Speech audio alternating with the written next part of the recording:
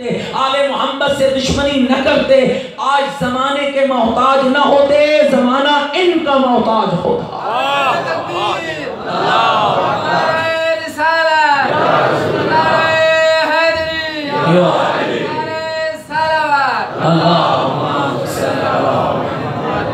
گھبرائے تو نہیں بیٹھے ہوئی؟ اسلام کی پہلی یونیورسٹی بنانے کا اعزاز مکتب اہل بیت کے حصے میں آیا۔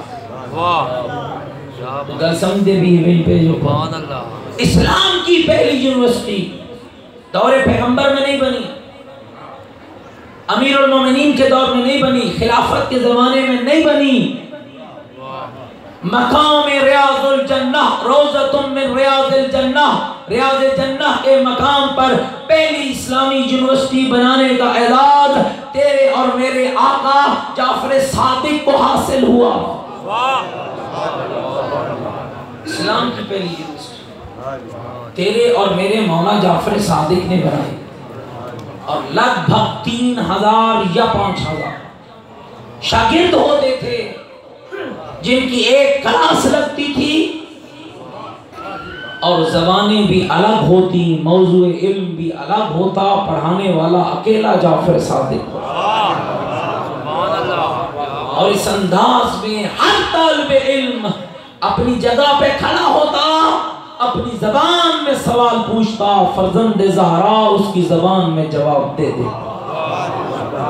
آئیے میرے بھائی اور دوستو، بس زیادہ آپ کو زحمت نہ دوں، فقط اس عرض کے ساتھ کہ آج وہ مشکل آپ پہ نہیں ہے جو مشکل مولا جعفر صادق کے زمانے میں تھی، جب حکومت پکی ہوئی، سٹرانگ ہوئی، حکومت نے جب اپنے آپ کو سنبھالا، اور یہ امام صادق کو بھی یہ موقع نہ ملتا اگر لوگ تخت اور اقتدار کے پیچھے بھوکے بھیڑیوں کی طرح نہ پڑتے۔ بنو امیہ اور بنو عباس بھوکے بھیڑی اور درندوں کی طرح تخت کے لالچ میں ایک دوسرے سے لڑتے رہے، زہرا کا بیٹا جعفر صادق اپنے نانے کا دین پھیلاتا۔ آج تیری تشیع جو تجھ تک پہنچی ہے، یہ اس مولا جعفر صادق کا وہ کارنامہ ہے کہ لوگ اقتدار کے لیے لڑتے رہے، امام نے پہلی یونیورسٹی بنا ڈالی۔ اور پھر سنیے گا عزیزو، دوسری یونیورسٹی بھی امام نے بنائی، جس کے بارے میں اور آج بھی دنیا کے اندر تحقیق ہو رہی ہے۔ Superman in Islam, super brain in Islam نامی کتابیں تیری مارکیٹ میں آ چکی ہیں، اردو ترجمہ ہو چکا ہے۔ غیر مسلموں نے 25 دنیا کے ممالک کے 25 سکالر اکٹھے ہوئے، جن میں 2 مسلمان، 23 غیر مسلم، اور پھر کتاب لکھی جس کا نام رکھا اسلام کا بہترین دماغ، جواب آیا جعفر صادق۔ دنیا انسانیت کا بہترین انسان، جواب آیا جعفر صادق۔ اور وہ کتاب والا لکھتا ہے کتنی خوش نصیب ہے وہ قوم جس کو اللہ نے جعفر صادق جیسا امام عطا کیا۔ لیکن اللہ کرے قوم کو پتہ تو ہو، اللہ کرے قوم جعفر صادق کو جانتی تو ہو، اللہ کرے قوم کو اپنے مولا کے کارناموں کا پتہ تو ہو۔ ایک یونیورسٹی بنائی مدینے کے اندر، دوسری یونیورسٹی بنائی کوفے کے اندر، جس میں 900 کلاسیں لگتی تھی، 900 کلاسیں تو 900 استاد، اور قسم بخدا عظمت مولا جعفر صادق پر میری جان قربان ہو جائے، جب 900 استاد پڑھانے بیٹھتا تھا، ہر استاد کی زبان سے بسم اللہ الرحمن الرحیم پڑھنے کے بعد پہلا جملہ یہ نکلتا تھا، او میرے شاگردوں، جو میں تمہیں پڑھانے چلا ہوں یہ میرا کلام نہیں، یہ میں نے جعفر صادق سے سنا ہے جو تمہیں پڑھا رہا ہوں۔ اور آخری یہ جملہ عرض کرنا چاہتا ہوں، آج وہ مشکل نہیں جو اس زمانے میں تھی، آج بتانے والے ہیں، پوچھنے والا، علماء بیٹھے ہیں، طلبہ بیٹھے ہیں، کتابیں موجود ہیں۔ کبھی آپ نے جا کر کسی مدرسے میں کسی عالم سے بالمشافہ ملے، کبھی پوچھا کہ مولانا بتائیے طہارت کا مسئلہ کیا ہے، نماز کا مسئلہ کیا ہے، زکوٰۃ کا مسئلہ کیا ہے؟ اگر نماز علماء سے پوچھی جاتی،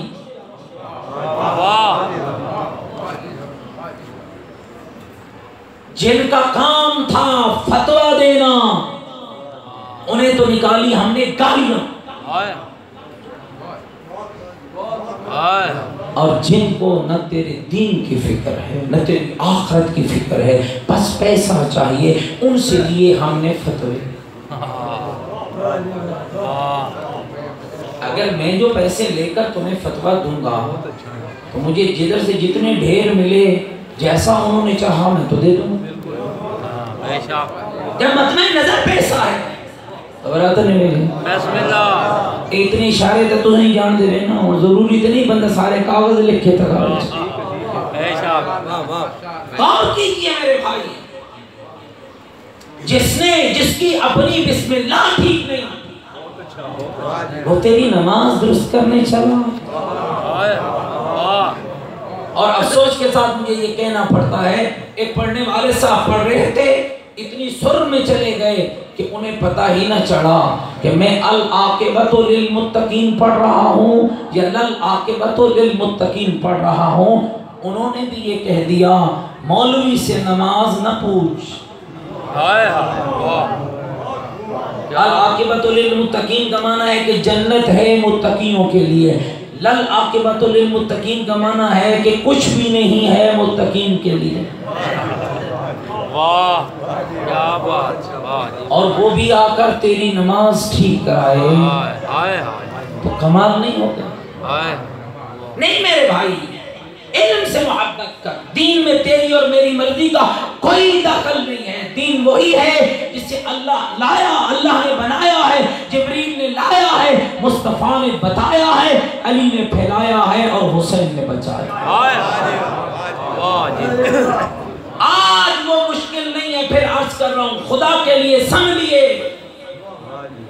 جب بنو عباس کی حکومت نے استحکام پکڑا تو پہلا کام کیا کیا؟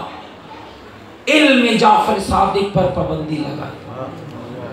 کسی کو اجازت نہیں ہے کہ جعفر صادق سے جا کر شرعی مسئلہ پوچھے، جو پوچھے گا ہم 1 درہم ٹیکس لیں گے، ہم اپنا بندہ بٹھاتے ہیں، اس سے پوچھو مسئلہ بھی بتائیں گے، انعام بھی دیں گے۔ شیعہ پریشان تھی کہ مولا اب کیا کریں؟ تو امام مسکرائے اور مسکرا کر کہا گھبراؤ نہیں، اس کا حل بھی جعفر صادق کے پاس ہے۔ مولا اس کا کیا حل ہے؟ فرمایا اس کا حل یہ ہے، ادھر بھی جاؤ وہی مسئلہ اس سے پوچھو، 7 درہم انعام لو، پھر ادھر چلے آؤ وہی درہم ٹیکس دو، مسئلہ مجھ سے بھی پوچھو، تمہارا لگے گا کچھ نہیں، ادھر بھی جاؤ گے ادھر بھی آؤ گے تو پتہ چل جائے گا حق کدھر ہے باطل کدھر ہے۔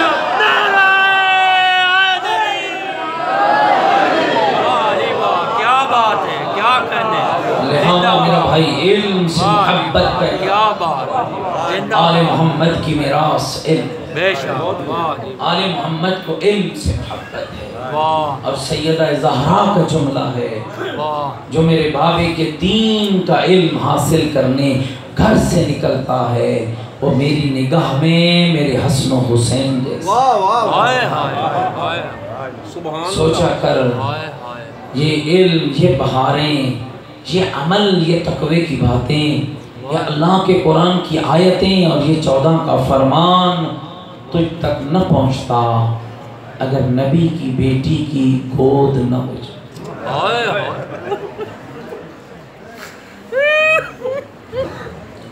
ایک لکھنؤ کے عالم ہیں، اپنی کتاب میں لکھتے ہیں اللہ نے سیدہ کا ایک بیٹا تو بطن مادر سے ہی لے لیا، اور 2 بیٹے تھے، ان کی قسمت بھی کوئی عجب تھی، ایک کے جنازے میں تیر تھے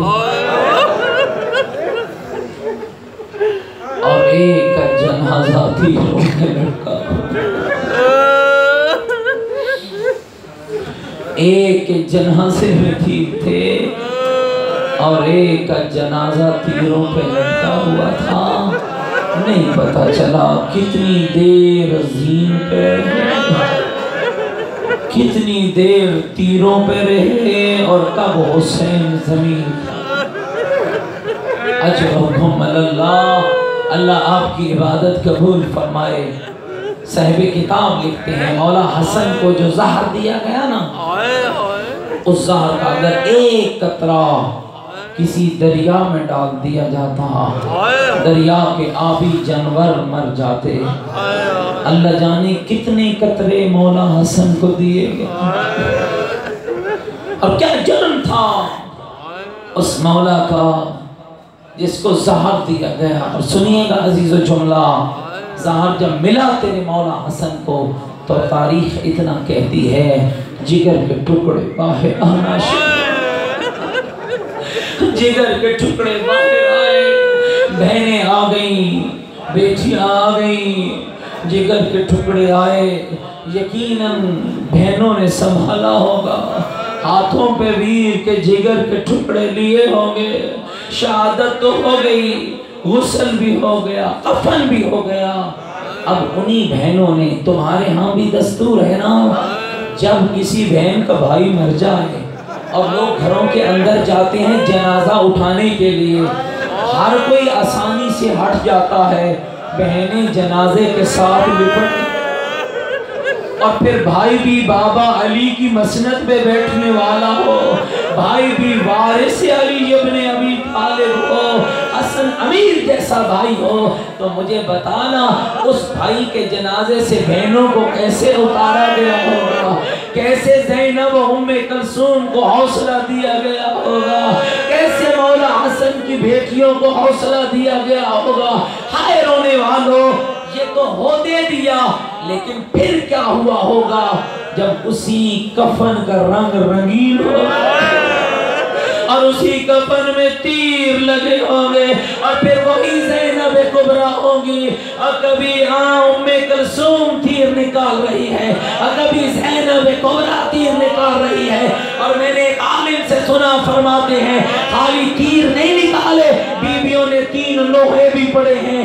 वाह मुहम्मदा, वाह अलिया, वाह उम्मा, वाह गुरबता, नाना रसूल दे, और तेरे बेटे के कफन का रंग रंगीन हो गया, अम्मा ज़हरा दे, और तेरे लाल के कफन का अजरुकुम अल्लाह, अजरुकुम अल्लाह, अजरुकुम अल्लाह। और बहनों ने तीर निकाले, लेकिन मैं कहूँगा ऐ मौला हसन, बेशक तेरे जनाजे में तीर लगे हैं, तुझ पे बड़ा जुल्म हुआ है, तुझे ज़हर मिली है, लेकिन मौला तो फिर भी खुश नसीब है, बहनों को तेरी लाश पे तीर निकालने का मौका तो मिल गया।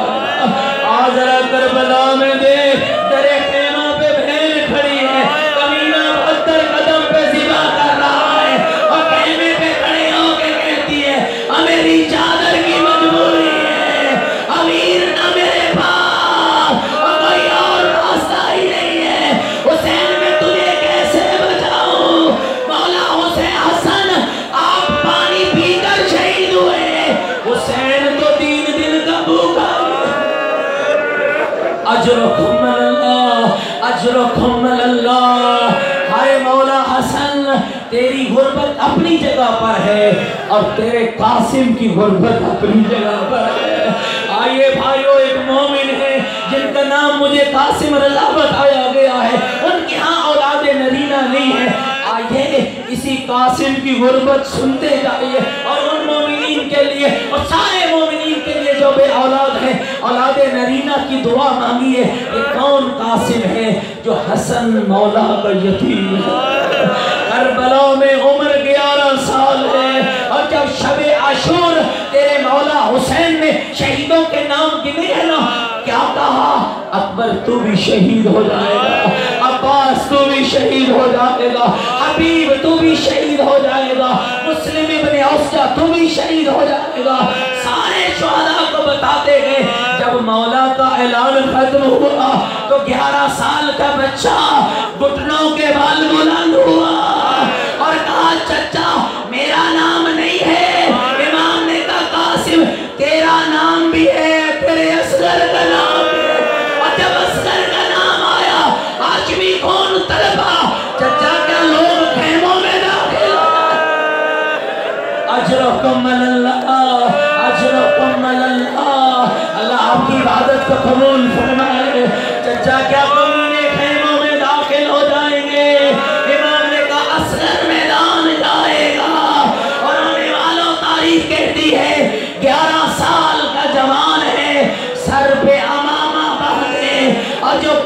پہنا تھا اسے مولا حسین نے کفن کی شکل عطا کی۔ قاسم خیمے سے نکلا، ایک ظالم راوی ہے جو کہتا ہے ہماری نگاہوں میں منظر دیکھا، حسین کے پاس سے ایک جوان نکلا، سر پہ امامہ ہے، بدن پہ کفن ہے، خوبصورت اتنا ہے جیسے 14ویں رات کا چاند چمک رہا، اور کم سن اتنا ہے کہ پاؤں رکابوں میں نہیں آ رہے، پاؤں رکابوں میں نہیں آ رہے، اور نکلا ہے شہزادہ، اور جب آیا ہے قوم ادا میں تو پھر کیا ہوا، کئی ملائی کو فنار کیا، بالآخر ایک آواز نکلی، اٹھو احد کے بدلے لے لو، اٹھو بدر کے بدلے لے لو۔ اللہ کو اسے معمولی نہ سمجھنا، اور یہ علی کا پوتا ہے، آپ لوگوں کی طرف